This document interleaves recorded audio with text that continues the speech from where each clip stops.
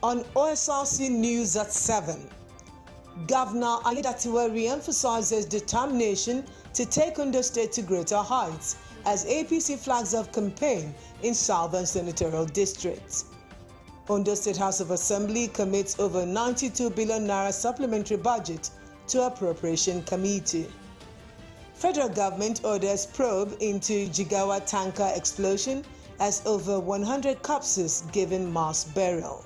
And from the foreign scene, Kamala Harris, Donald Trump target key battleground states as early voting begins in Georgia and North Carolina.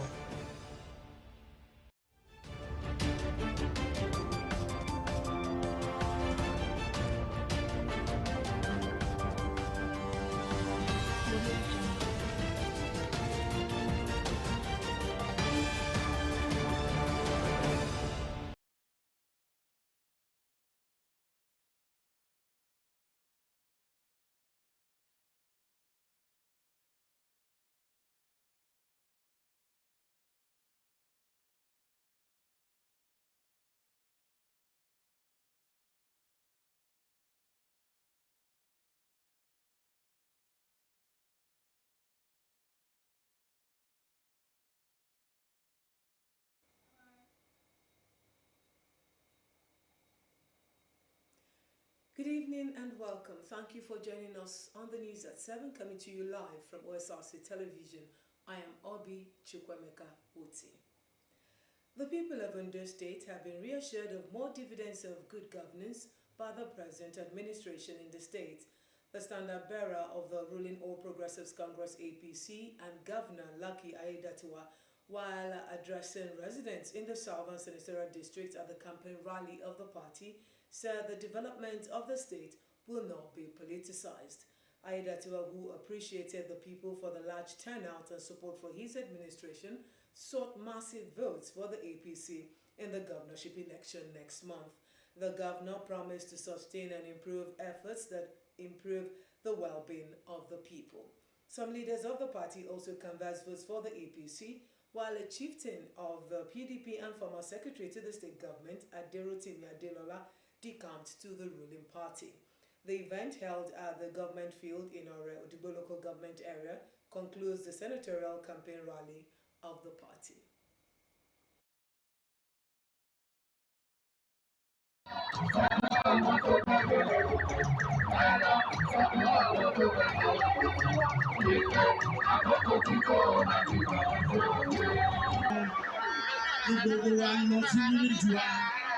On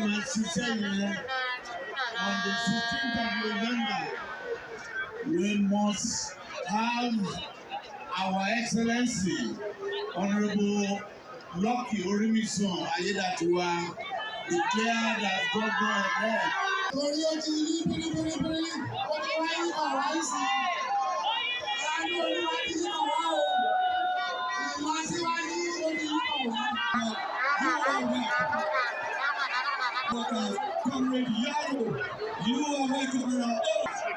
We are in full support of our amiable governor, Honorable Lucky Orimisan Aiyedatiwa.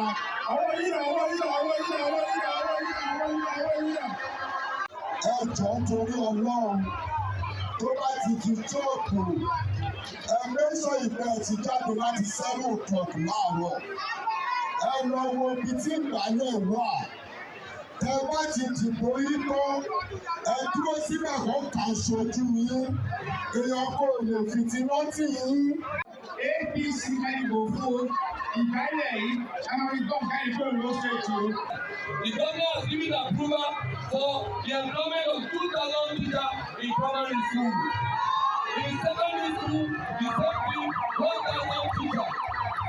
Bọ́lá lè jẹ́ nígbà wọ́n wọlé ló ń sanwó oṣù wọn déédéé. Nínú ìjọba náà wà yìí, a jẹ òṣìṣẹ́ ní 1 salary. Fún ìfẹ́ tí ẹ ní sí His Excellency Orimisan Aiyedatiwa, ẹni tí Ọlọ́run yàn ní àsìkò yìí, àti èmi alára náà gẹ́gẹ́ bí chief supporter wọn. A dúpẹ́ fún ìfẹ́ tí ẹ ní sí wa. a lot of things that we have done in the last 10 months have been evaluated by those who spoke earlier on. And I want to assure you that come 2025, February, by the time we will be sworn in as governor of Ondo State, to continue beyond 2024. We will double our efforts. We will double our performance. Our project will reflect the yearnings of the time that we are in. I want to assure you that much more performance is what you will witness come February 2025.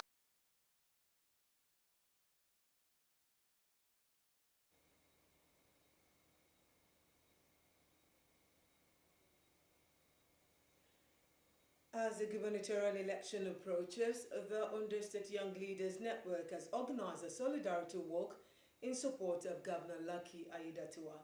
At the event, led by the Southwest Zonal Youth Leader of the All Progressives Congress, Mr. Kolade Lawal, the youth showcased commitment to shaping their future and confidence in its youth-centered policies and programs.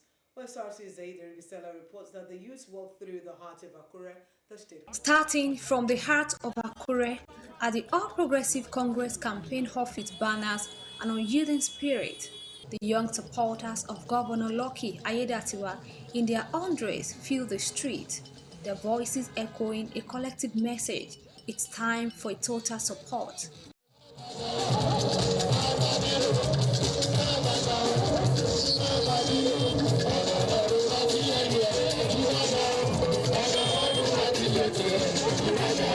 The solidarity walk organized by the APC Young Leaders Network was attended by Ondo State APC Young stakeholders, spearheaded by the Southwest Zonal Youth Leader, Kolade Lawal. A series of them, and we are proud of him. We are both to both our chest today that the 70% of individuals that are young people, and these young people they are young people that are doing well in their various fields of endeavor before now. The youth, including Ondo APC leader Lekon Adeyemo, moved through the streets, underscoring the youth-focused empowerment of the Lucky Aiyedatiwa administration, which has provided. Our votes will be given to our governor because his performance so far is impressive. The energy was infectious, with shopkeepers, passerby identifying with the march. The march continued through key areas of Akure, from the High Court area to Nepa roundabout. Along the way,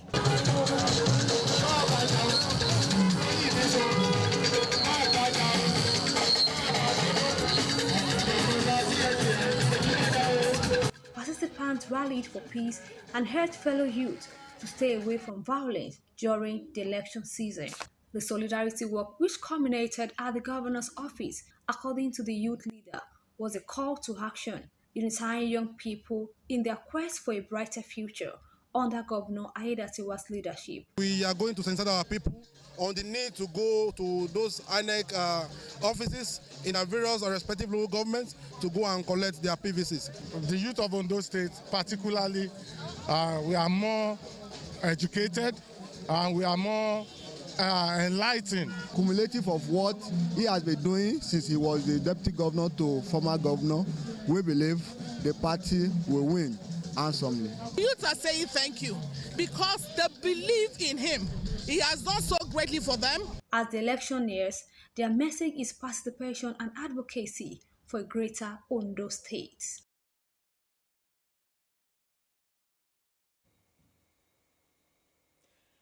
In the meantime, the Independent National Electoral Commission, INEC, has debunked the claim by Oyo State Governor Seyi Makinde that the resident election are the flag off of the People's Democratic Party's campaign for governorship poll in Ondo State. Makinde demanded removal of the commissioner, claiming she hails from Ondo State. However, in a swift response, INEC on its X page described the allegation as false, arguing that it is against the deployment policy of the commission. The commission therefore appealed to public office holders to always cross-check their facts before making it public. Meanwhile, the Electoral Umpire INEC has announced the commencement of permanent voter cards collection from tomorrow in Ondo State. National Commissioner supervising Ogun, Osun and Ondo, Professor Kunle Ajayi, declared that collection will be done across all the 203 ward centres between 17th and 21st October 2024. However, from 23rd to 29th October, the exercise will be moved to all the INEC offices in the 18 local government areas of the state. He encouraged all political party representatives, civil society organizations, as well as media organizations to use their various strong outlets and platforms to encourage the general public, registrants and eligible voters to come out en masse and collect their PVCs. Professor Ajayi warned against collection by proxy as it is against the law, and anyone found with more than one PVC belonging to the person shall be made to face the wrath of the law. In other stories, the Ondo State government, through its Agency for the Welfare of Persons with Disabilities, has provided financial assistance to support less privileged individuals facing fiscal challenges. Board Chairman Folashade Arishe said the Empowerment Initiative aims to enhance education and improve the quality of life for these individuals. Omorela Ogbenji reports that the program is part of the government's broader commitment to inclusivity and support for vulnerable communities in Ondo State. The report. The Ondo State Agency for Welfare of Persons with Disabilities was established to provide support for individuals with special needs. Under the leadership of Board Chairman Folashade Arishe, the agency has implemented various programs to benefit this community. A visually impaired orphan and Priscilla Siddiq, a physically challenged student, both seeking improved lifestyles. Honorable Lucky Urimisan Ayedatiwa, on behalf of him, we, the Agency for the Welfare of Persons with Disability, we are presenting you this token to support your education. During a recent cash gift presentation, Folashade Arishe reiterated Governor Lucky Ayedatiwa's commitment to support people with special needs, emphasizing that this empowerment initiative aims to provide much-needed relief. Our office is an office that loves all persons with disability. Today, we need to empower some of them. We are giving them money. Although we have been doing a lot of financial assistance, empowering persons with disability, but today, I just decided, let us go for students, to let their parents to believe that the state government love them. For the beneficiaries, the opportunity represents a significant step towards overcoming their challenges. I feel good, I feel excited to be among one of those beneficiaries of these empowerments, because for a long time I've been expecting, I've been seeking for help to gain admission into school, but I just thank God, I thank the agency chairman, and my appreciation also goes to the Mr. Governor, His Excellency Lucky Urimisan Ayedatiwa, for remembering we living with disabilities. I feel really great, and I feel lucky to be among one of the people to receive this token.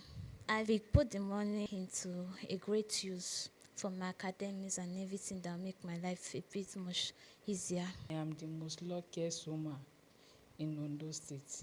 And my daughter too, she's the most luckiest lady in Ondo State for giving us this gesture, for counting us worthy, even to benefit from his support. I pray God will continue to uplift him. And this gives me the courage even to take good care of this girl the more. The agency has assured nice impact.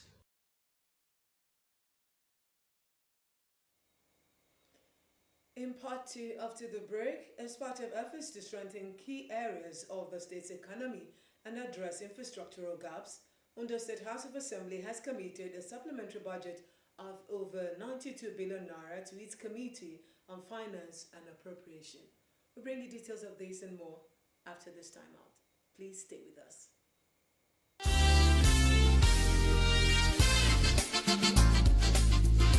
Do you know that peace cannot be achieved through violence? It can only be attained through understanding. Undoubtedly, there is a need to generate a culture of peace and conflict-free environment, particularly among youth, because as youth, let's stay away from what will disrupt the baseline of safety, making it difficult for the entire communities to sustain a sense of stability, which can also cause mass destruction of cities and have long-lasting effects on a country's economy. Let's do what we have to do to make our states grow and become the envy of all. Do not involve in anything that can bring disorderliness and violence in a society. Seek peace always to make the state a better place to live in. Treat people around you with love, kindness, regardless of race, gender, orientation, religion, and all. Don't engage in violence of any kind. Let us embrace the beauty of every culture and faith to create peace in our world. This message is brought to you by OSRC Television.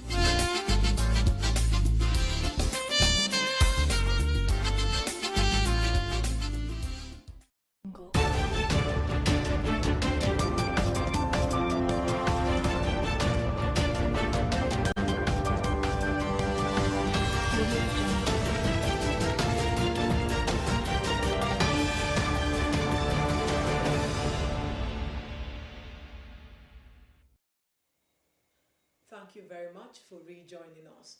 You can watch us live on our website, on Facebook at OSRC TV, and on YouTube you can subscribe to our channel OSRC TV Ondo. As part of efforts to strengthen key areas of the state's economy and address infrastructural gaps, Ondo State House of Assembly has committed a supplementary budget of over 92 billion naira to its Committee on Finance and Appropriation. The move was sequel to the presentation of the law for the second time during plenary, presided over by the Speaker, Olamide Oladiji. House of Assembly correspondent Omoshila Adeseye Ajayi reports that the lawmakers commenced work on the appropriation law after the Commissioner for Finance, Mrs. Omomi Isaac, had appeared before the House. The report.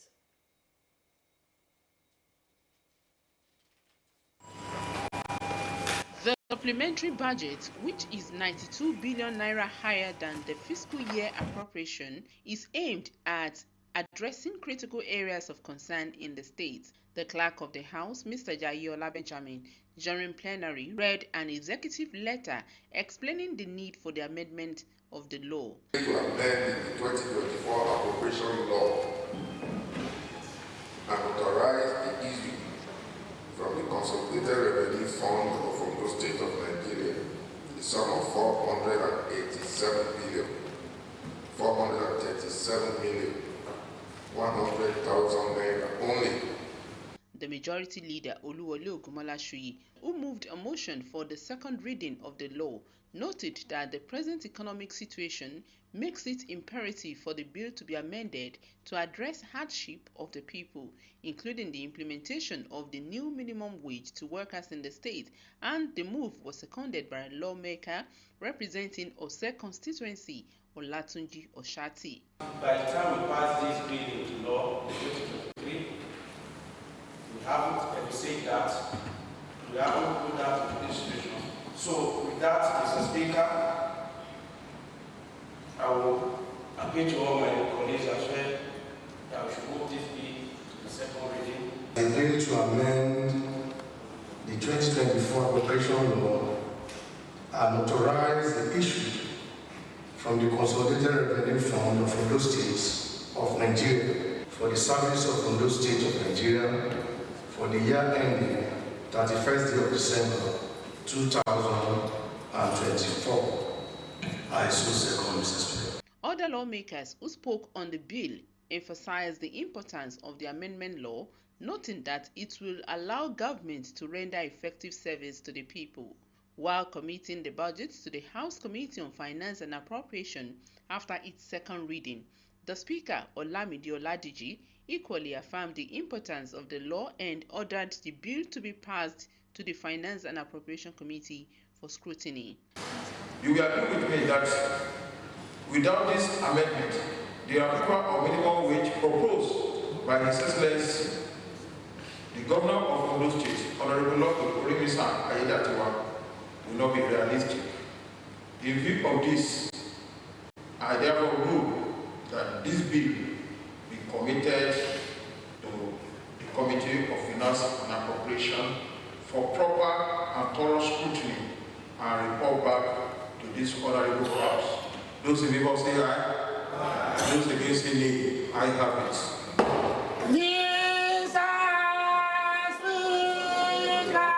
The House has since been assented to by Governor Lucky Aiyedatiwa, Omoshiniola Adesoye Ajayi, Osrc News.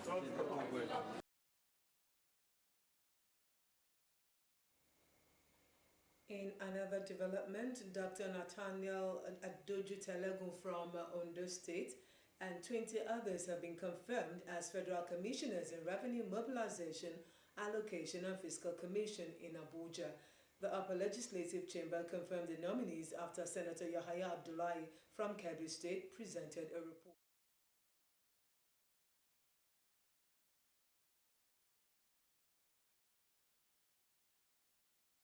on national.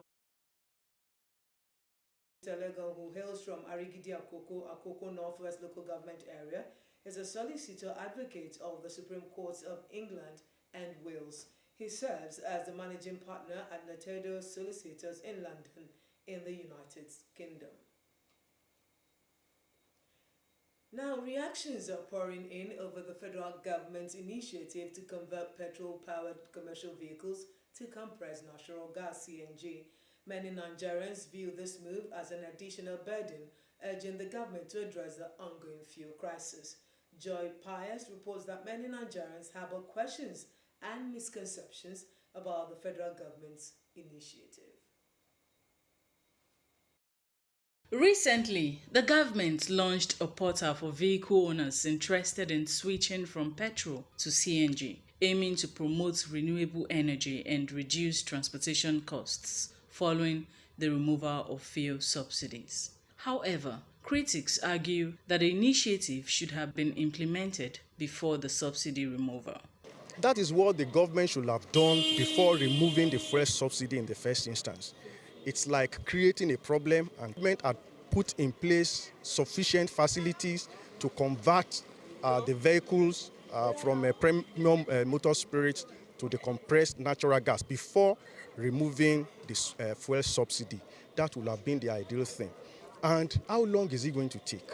While some acknowledge CNG's economic advantages, concerns arise over conversion costs and safety risks associated with its usage, including risks of explosions, have also been raised. The compressed natural gas concept of the government, I feel, could have been an alternative you don't compel people to go into.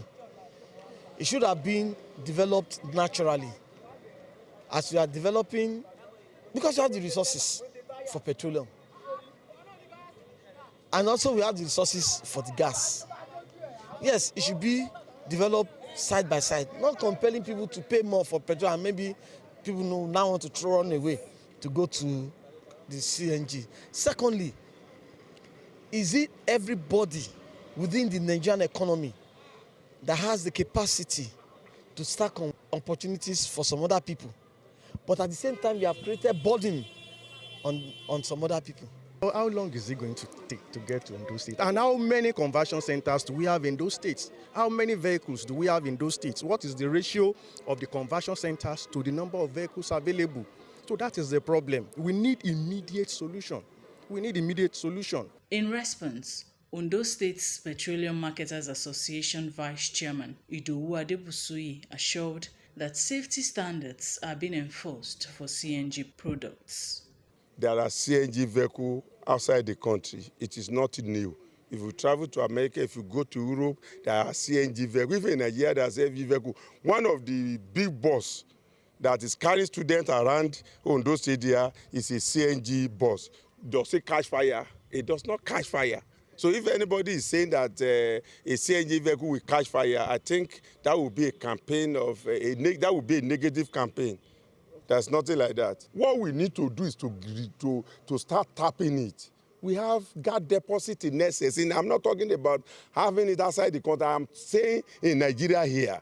What federal government needs to do is just to put a political action in place to ensure the gases are refined for the use of our people. Although conversion sites are being established in states like Lagos and Delta, Ondo has yet to join the list of locations offering CNG conversion services.